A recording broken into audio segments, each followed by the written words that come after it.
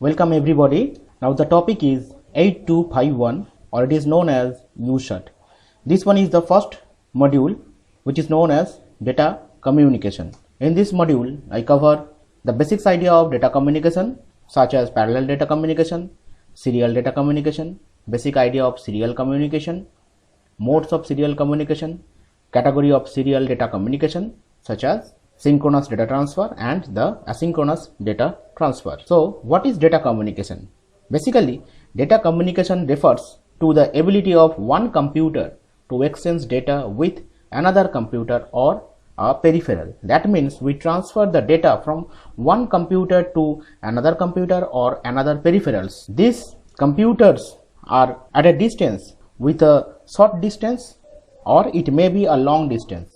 So physically data communication path may be a short, that is 5 to 10 feet, which is connected with a flat ribbon cable in between a microcomputer and a parallel printer, or this distance may be a long distance where data communication speed at a high speed rate connecting two computers thousands of miles apart. So from this we must understand that the data communication may be in two types, that is one for parallel data communication, another is for serial data communication.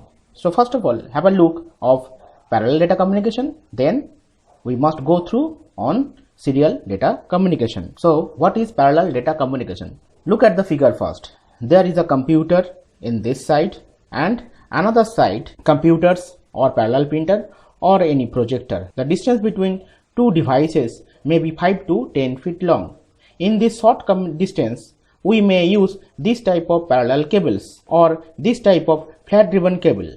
That means for parallel communication, that means parallel data exchange requires many numbers of wire connected in between two communication paths. Suppose this computer is an 8-bit processor and those are also 8-bit processor. It means that 8 numbers of parallel data lines may be connected in between these. If it is 32-bit or it is 64-bit, it means that 64 or 32 numbers of parallel lines are required to communicate in between these two. Clear? But this is a high-speed communication. Basically, this type of communication are used for short distance communication. Whether the distance is 5 to 10 feet long, then it is possible. But whether this distance is increased, it is not possible to maintain the parallel data communication. So then the cost is high and we required high maintenance. So this is the main difference of parallel wire communication between two devices. Now have a look of serial data communication. So now this computer and the other devices at the other hand with a distance of long distance. Clear? So we must not able to use the parallel data links. So we must use the serial data communication. So how it is possible? This serial data transmission is widely used in communication over long distance, but we must need a standard data communication interface and a suitable mode of transmission. So that parallel link will be converted into this serial cable. Clear? And here we used a component or a interface known as USART. That USART is an interface designed for serial communication. That means whenever this computer wants to send data and this computer receives some data, or this parallel printer receives some data, or this projector wants to receive some data from this computer. So firstly, this computer must convert its parallel data into serial data. So here a device or a interface known as USART converts the parallel data into serial format and then transmit over this cable. Now this data is received by another receiving equipments. It also have USART. It converts the serial data into parallel format and sent to the device attached with it. So this USART and this USART actually done which? So basically this communication interface converts parallel data from serial format as well as serial data into parallel format. So the USART is basically a communication interface. The full form of USART is Universal Synchronous Asynchronous Receiver and Transmitter. So it can receive and transmit at the same time with the mode of synchronous as well as asynchronous mode. Now we must understand how the serial communications are made. Suppose this PC is marked as A and this PC is marked as B.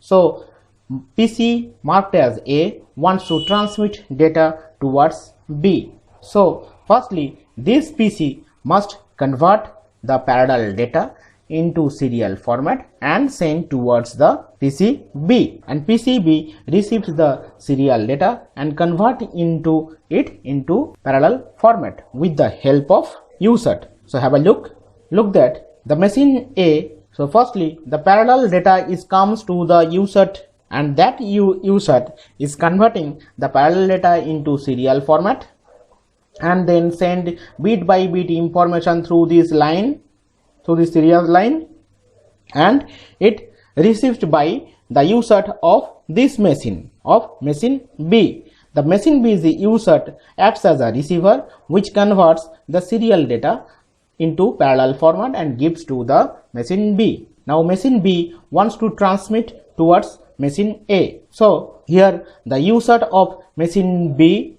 acts as a transmitter which converts the parallel data into serial format and send the bit by bit information, serial information towards the machine A's USART. Machine B's USART acts as a receiver and it converts serial data into parallel format and give to the machine A.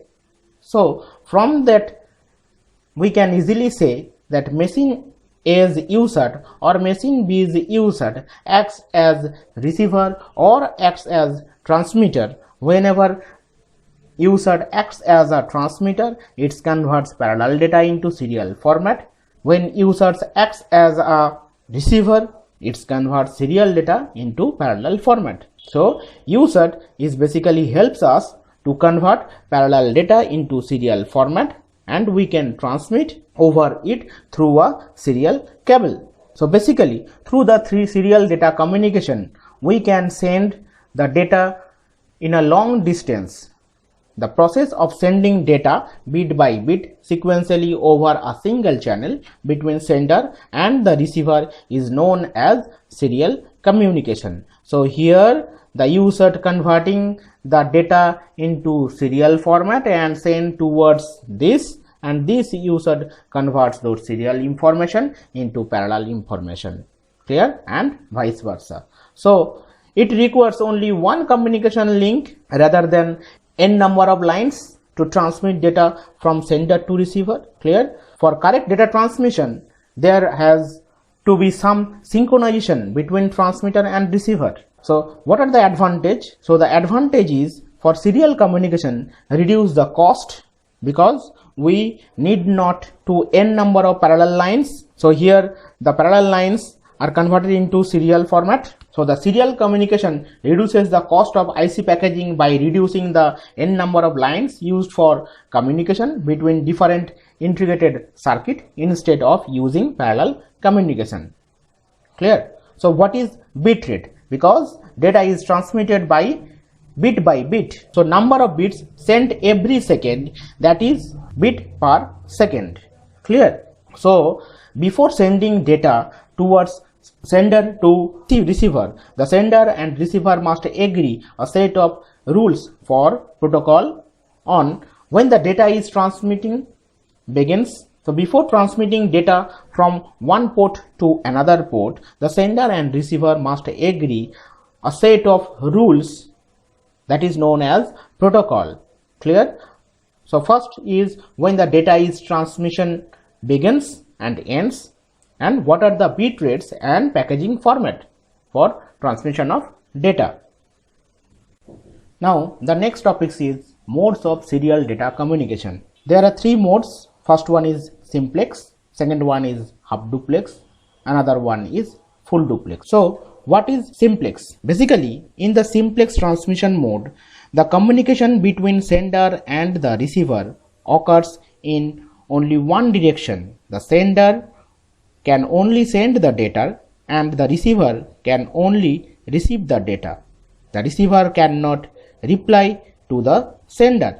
In simplex transmission can be thought of as a one-way road in which the traffic travels only one direction, no vehicles coming from opposite direction, or it is allowed. Now have a look on the picture that in a TV broadcasting station where the signal is transmitted towards the television.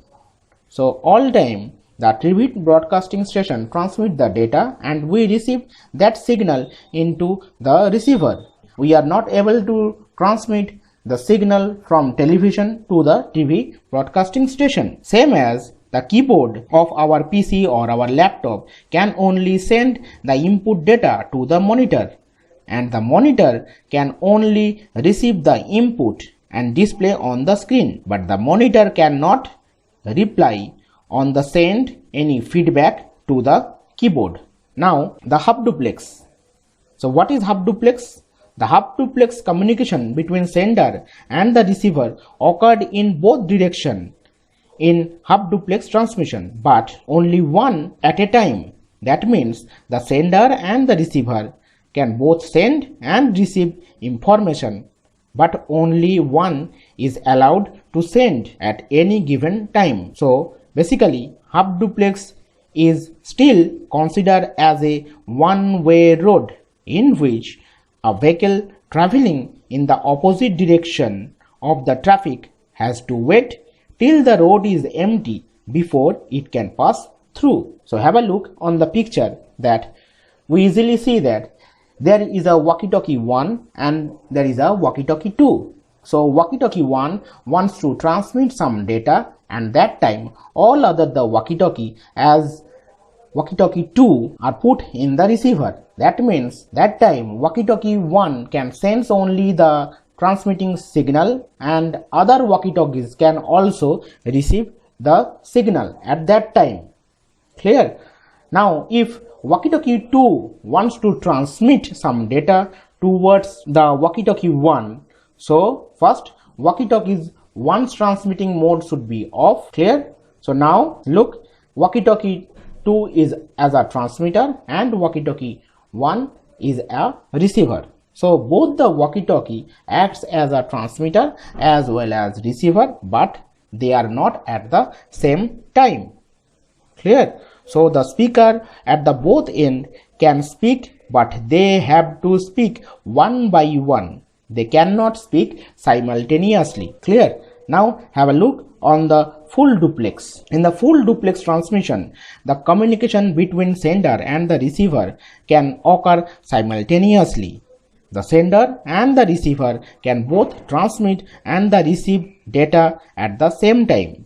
That means full duplex transmission mode is like a two-way road in which traffic can flow in both the direction at the same time. For example, if I have a mobile phone named as mobile 1 and my friend also have a mobile phone named as mobile 2, so we can easily talk with each other, we can easily quarrel with each other. Clear? At the same time, that means I can transmit data towards my friend and he also transmit simultaneously data towards me. So the mobile phone acts as a transmitter or acts as a receiver at the same time. Clear? So in full duplex mode, both the data coming from mobile 1 and mobile 2 can transmit and receive simultaneously. So there is a basic difference in full duplex mode and the half duplex mode.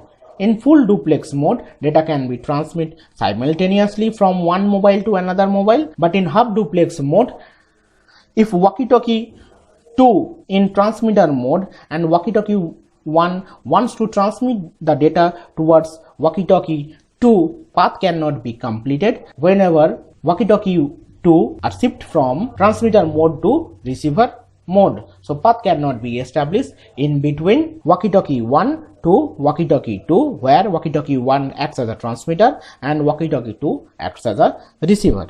Clear? So depending on the data transfer, serial data communication can be categorized into two, that is synchronous data transfer and asynchronous data transfer. So what is synchronous data transfer?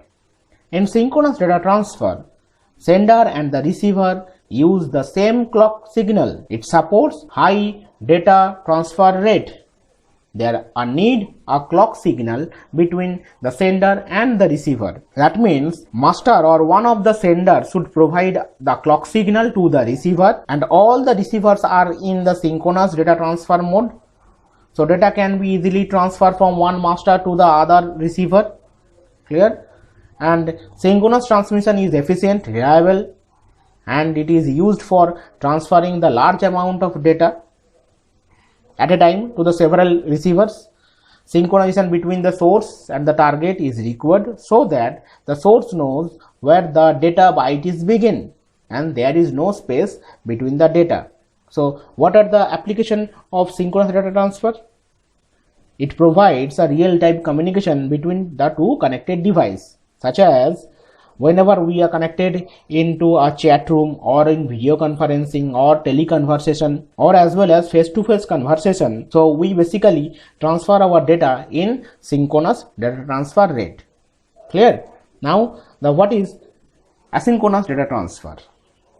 In asynchronous data transfer, there is no clock signal between the sender and the receiver. The sender provides a synchronous signal to the receiver before starting off each message. The sender and the receiver first needs to agree on the data transfer speed. The rate of data transfer is slower compared to synchronous data transfer. In asynchronous transmission, data flows as one byte or one character. So for asynchronous transmission, there must be a start bit used for identifying the beginning of each character, and at least one stop bit is used to identify the end of data character. So this is known as bit synchronization. So basically the asynchronous serial data communication is widely used in character oriented transmission, and that character must be placed inside a start bit and a stop bit. So combined with start bit and stop bit, the character is also known as framing. So from this module we can easily understand the different types of data communication, where we can easily understand the parallel data communication, we can easily understand the serial data communication and the modes of serial data communication, why the serial data communication is important than parallel data communication. And there are the two data transfers in serial data communication. One is for synchronous, another is known as asynchronous data transfer. So we can easily understand that for serial communication we need a communication interface which converts the parallel data into serial format, and we can transmit easily the serial data towards another receiver. That should be done with the help of 8251 or a communication interface, or basically it is known as USART.